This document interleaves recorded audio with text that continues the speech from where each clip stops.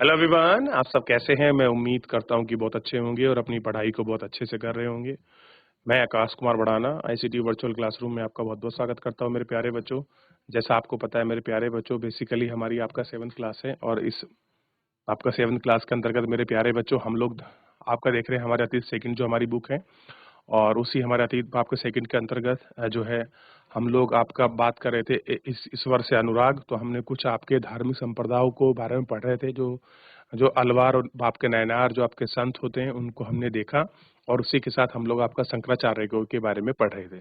शेष पार्ट को आज हम आगे करेंगे। पहले एक बार छोटा सा रिवीजन करेंगे ब्रीफ में, फिर आगे बढ़ जाएंगे। तो मेरे प्यारे बच्चों हम चलते हैं सीधा डिजिटल बोर्ड पर। नयनार और अलवार जो संत है उनको हम लोग देखते थे। तो कल सबसे पहले हम लोगों ने बात करी थी आपका ईश्वर से अनुराग, कैसे कि भजन कीर्तन ये सारी चीजों का प्रभाव शुरू हुआ। इसमें आप देख सकते हैं,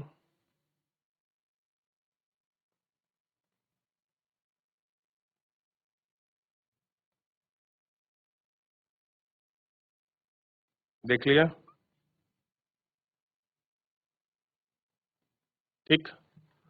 और प्रेम भाव की गहरी भक्ति, परमेश्वर का जो विचार निकला था उस मुख से कैसे जुड़ा और परमेश्वर और माँ ईश्वर का विचार कैसे आया, ये सारी चीजें हमने देखी।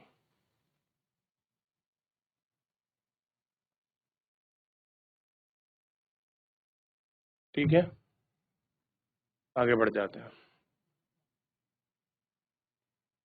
पौराणिक कथाओं के साथ जो अंग बने हैं, जो चीजें बनी हैं, किस प्रकार के हैं, इन सब पर हम लोग बात कर रहे हैं। अलवार नैना संत कैसे हैं, इनको हम देख चुके हैं। 10वीं से 12वीं शताब्दी के बीच चोल पांड्य के राजाओं के अनेक धर्म स्थल और विशाल मंदिर बनवाए हैं, उनकी हम लोगों ने इन पर बात भी करी है। ठीक है, कांस्य मणिकम की जो बाप का प्रतिमा है ये देख चुके हैं। हम लोग भक्ति और दर्शन की बात कर रहे थे, तो उस समय 8वीं शताब्दी के आसपास जो है केरल में एक संत हुए थे जिन्होंने अद्वैतवाद का सिद्धांत दिया। अद्वैतवाद में क्या कहा गया था कि जीव और परमात्मा दोनों एक ही हैं, यानी कि आत्मा और परमात्मा को एक बताया था किसने? आपका शंकराचार्य ने। ऐसे समझिए आप, आत्मा और परमात्मा को एक बताया किसने? शंकराचार्य ने।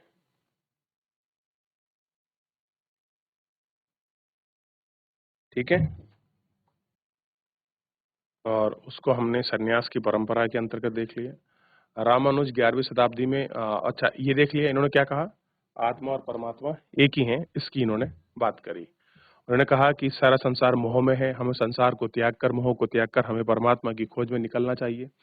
हमें संन्यास लेने के बाद ही हमें सही भ्रम की प्राप्ति होगी और ये समझना और ज्ञान के मार्ग पर चलना ही हमारा काम था, इन्होंने बात की। उसके बाद आए आपका रामानुजाचार्य जो 11वीं शताब्दी के आसपास आए, तमिलनाडु में पैदा हुए थे, विष्णु भक्त थे और इन्हें अलवार संतों के रूप में इनको जाना जाता है। ये कैसे थे अलवार संत? इन्हें मोक्ष के प्राप्त करने के लिए कुछ उपाय बताए।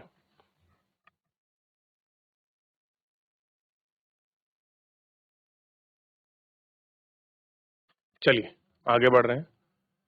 और आत्मा परमात्मा जोड़ने के बाद अपनी अलग सत्ता बनाई है। रामानुज के सिद्धांतों को भक्ति भाव विचारधाराओं में परिवर्तित कालों में उभरती हुई नई भारतीय विकसित जो कला है, चीजें हैं, वो विकसित हुई, इनको हमने देख लिया। और रामानुजाचार्य ने क्या कहा है कि देखिए इन्होंने एक सिद्धांत दिया था जिसको कहा गया विशिष्ट द्वैतवाद। इन्होंने आत्मा और परमात्मा को जोड़ने के बाद अलग अलग सत्ता बनाई रखती है, यानी कि ये क्या कह रहे हैं, आत्मा और परमात्मा अलग अलग है। ये कौन कहता है? ये रामानुजाचार्य कह रहे हैं कि भैया आत्मा और परमात्मा एक नहीं है, अलग अलग है। ठीक है, लेकिन उन्होंने शंकराचार्य ने क्या कहा, सब एक है। ठीक है,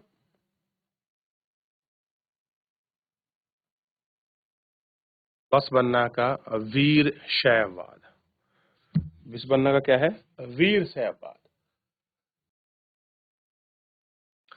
हम पहले भी कि तमिल आंदोलन और मंदिर पूजा के बीच क्या संबंध है, परिमाण स्वरूप जो प्रतिक्रिया हुई है।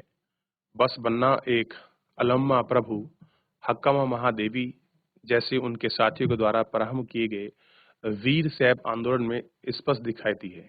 यह आंदोलन 12वीं शताब्दी के मध्य कर्नाटक में प्रारंभ हुआ। वीर शैवों ने सभी व्यक्तियों की समानता के पक्ष में और जाति तथा नारी के व्यवहार के बारे में ब्राह्मणवादी विचार के विरुद्ध अपने प्रबल तर्क प्रस्तुत किए और इसके अलावा सभी प्रकार के कर्म कांडों और मूर्ति पूजा का विरोध किया। जो सारे कर्म कांड है, जो मूर्ति पूजा है, उन सभी का इन्होंने विरोध को दिखाया कि भैया हम कैसे विरोध करते हैं। इस चीज के बारे में इन्होंने विरोध प्रदर्शन करके वो सारी चीजों को दिखाया है कि कैसे कुछ ये हो रहा है।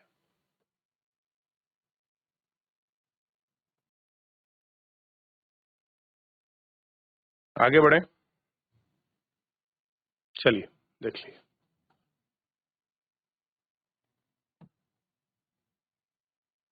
ये थोड़ा वीर शैवों के बारे में लिखा है। वीर शैवों के वचन नीचे देखिए, कुछ वचन ये कथन है जो बसवन्ना ने बताए जाते हैं। धनवान लोग शिव के मंदिर बनाते हैं, मैं गरीब आदमी हूं, मैं क्या करूं। मेरी टांगे खंबे हैं, शरीर तीर्थ मंदिर है, सिर ऊपरी छत है, सोने की बनी हुई है। जरा सुनो नदी संगम के प्रभु, खड़ी हुई चीजें कभी गिर जाएंगी, लेकिन चलने वाला सदा चलता ही रहेगा। बनबसा ईश्वर को कौन सा मंदिर अर्पित कर रहा है? अपने मन और भाव का मंदिर समर्पित कर रहा है। ठीक है। दक्कन में भक्ति आंदोलन, जो साउथ का एरिया है, उसमें भक्ति आंदोलन कैसे पनपा है और क्या क्या चीजें हुई हैं, इसको अगर हम लोग देखेंगे तो थोड़ा समझ आएगा। कह रहे कि 13वीं शताब्दी से 17वीं शताब्दी तक महाराष्ट्र के अनेक संतों हुए, जिनको हम सरल मराठी भाषा में लिखे आज भी जन मन को प्रेरित करते हैं। उन संतों में सबसे महत्वपूर्ण थे ज्ञानेश्वर, नामदेव, एकनाथ, तुकाराम और सखुबाई जैसी स्त्रियों में आपका चोखामोल का परिवार, जो आस्पतर्या को समझने वाली महार जाति का था। कुछ ऐसी जातियां थी भारत में जिनको लोग स्पर्श करना, छूना, अपने पास बढ़ाना पसंद नहीं करते थे। ऐसे ही महाराष्ट्र के आसपास के रीजन में एक जनजाति मतलब एक जाति निवास करती है जिसको महार कहते हैं। ठीक, इनको महार जाति कहा जाता था। भक्ति की यह क्षेत्रीय परंपरा में आपके बिठूर मंदिर यानी कि विष्णु का एक रूप और जन मन हृदय में विराजमान व्यक्तिगत देव इसके विचार पर केंद्रित थी। संत कवियों ने सभी प्रकार के कर्मकांड, पवित्रता के ढोंगों और जन्म पर आधारित सामाजिक अंतरों का विरोध किया। यहाँ तक कि उन्होंने सन्यास के विचार को भी ठुकरा दिया। किसी भी अन्य व्यक्ति की तरह रोजी रोटी कमाते हुए परिवार के साथ रहना, विनम्रता पूर्वक जरूरतमंद साथी व्यक्तियों की सेवा के जीवन के बदले में अधिक पसंद किया। उन्होंने इस बात पर बल दिया कि असली भक्ति दूसरों को कष्ट बांटने, लेकिन इसमें नए मानवतावादी विचार का उद्भव हुआ। जैसा कि सुप्रसिद्ध गुजराती संत नरसिंह मेहता का कहना है, वैष्णव जन को तू जाने, पीर पराई जाने रे। तो ऐसे नरसिंह जैसे आपके संत हुए हैं। ठीक है, इनको आप पढ़ोगे तो आपको इनका समझ आएगा कि नरसिंह कैसा संत हुए। तो ये दक्कन भारत की जो आपकी परंपरा है, ये इन्होंने आपके भगवान प्राप्ति को लिए, ठीक है, परमात्मा को प्राप्त करने के लिए अलग अलग मार्गों की क्षेत्रीय भाषा में परंपरा के रूप में वो चीजों को आपका गढ़ा। इन्होंने कर्मकांड और इन सब चीजों का आपका विरोध किया।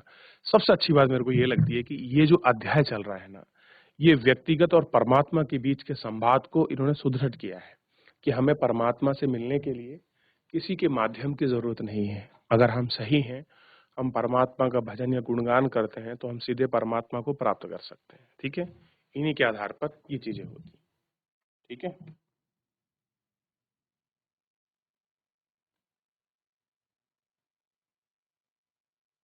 चलिए आगे बढ़ जाएं। अब हम इसमें आगे देख रहे हैं, थोड़ा देखिए सामाजिक व्यवस्था पर चित्रमन पढ़ते हैं, फिर हम सिद्धों और नाथ योगियों के बारे में पढ़ेंगे। सामाजिक व्यवस्था पर यह प्रश्न चिन्ह संत तुकाराम का एक अभागा यानी कि मराठी भक्ति गीत है। जो दीन दुखी पीड़ित को अपना समझता है वही संत है, क्योंकि ईश्वर उसके साथ है। वह हर एक परित्याग व्यक्ति को अपने दिल से लगाए रखता है।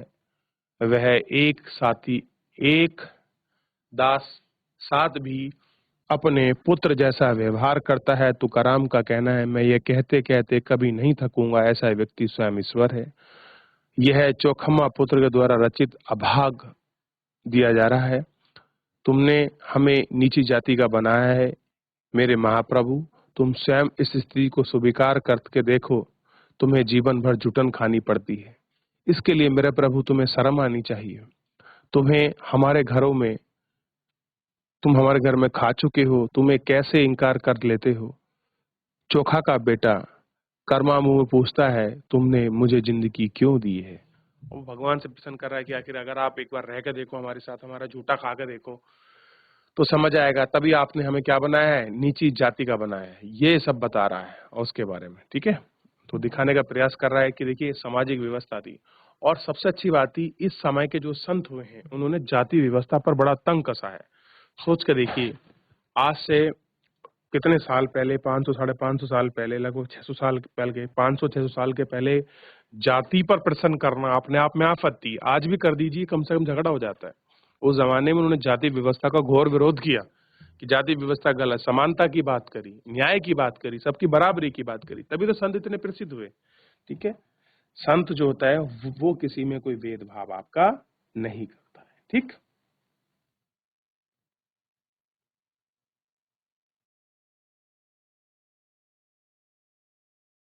हो गया, आगे बढ़े।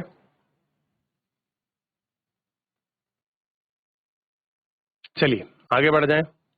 अब हम बात करेंगे नाथ, सिद्ध और योगी। ये सब जो है गुरु गोरखनाथ के पंथ वाले हैं। इन्हीं में नाथ होते हैं, नाथपंथी हैं। इन्हीं में सिद्ध है और इन्हीं में योगी है।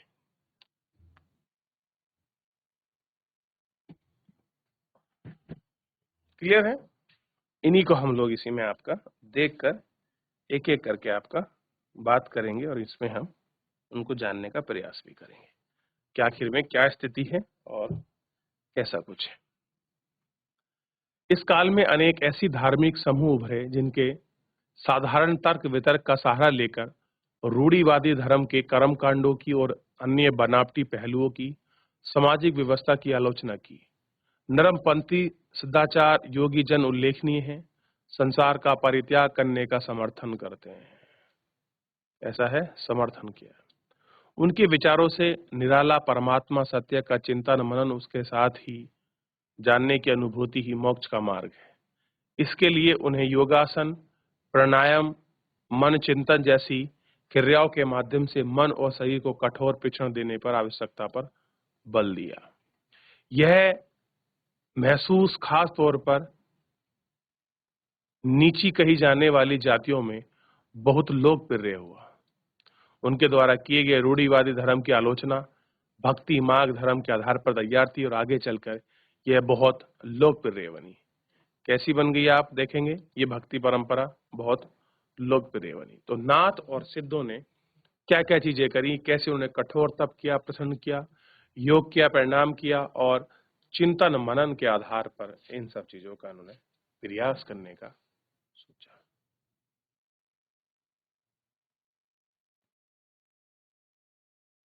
देख लिया?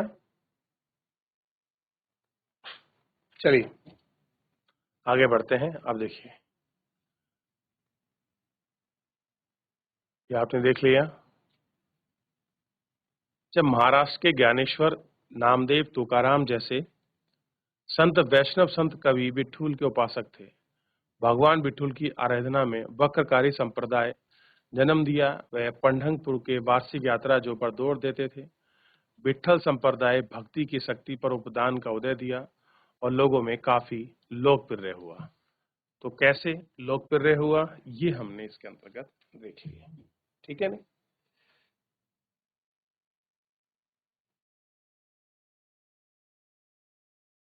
तो अभी जितना हमने पढ़ा है भक्ति परंपरा में, ठीक है, ये वाला हमने देख लिया है कि वीर शैवों का वचन क्या होता है, इसको हम देख चुके हैं, ठीक है। अच्छा, ये थोड़ा रह गया था, भक्ति और भगवान। मणिक मणिकर्णिका सागर की एक रचना है। मेरे हाड़ मास से इस घृत पुतले में तुम आए, जैसा कोई सोने का मंदिर हो मेरे कृपालु प्रभु। मेरे सुत्तम रतन हो, तुमने मुझे सांत्वना देकर बचा लिया है। तुमने मेरा दुख, मेरा जीवन कष्टों का मोह माया हर लिया है। तुमने मुझे मुक्त कर दिया है। हे ब्रह्मानंद, हे प्रकाश में, मैं तुम्हारी शरणागति है, तुम मुझसे कभी दूर ना होना। तो कवि ने भगवान के साथ अपने संबंधों का वर्णन किया है कि किस तरीके से हम लोग इनका वर्णन कर रहे हैं। तो बच्चों, हम लोगों ने जो है आपका भक्ति परंपरा में हमने जो आपका वैष्णव और शैव और अन्य जो लोग जो अपने विचार दे रहे थे, समाज को बदलने का प्रयास कर रहे थे, भक्ति परंपरा का नया स्वरूप प्रदान कर रहे थे, उनको हमने देख लिया नाथ और सिद्ध योगी तक। अभी शेष जो है हम लोग बच्चों, अभी इस्लामी धर्म परंपरा का जो रूप है सूफी संतों के बारे में हम लोग कल के लेक्चर में कंटिन्यू करेंगे। फिलहाल आज के लिए इतना ही, मिलेंगे नेक्स्ट लेक्चर में। धन्यवाद।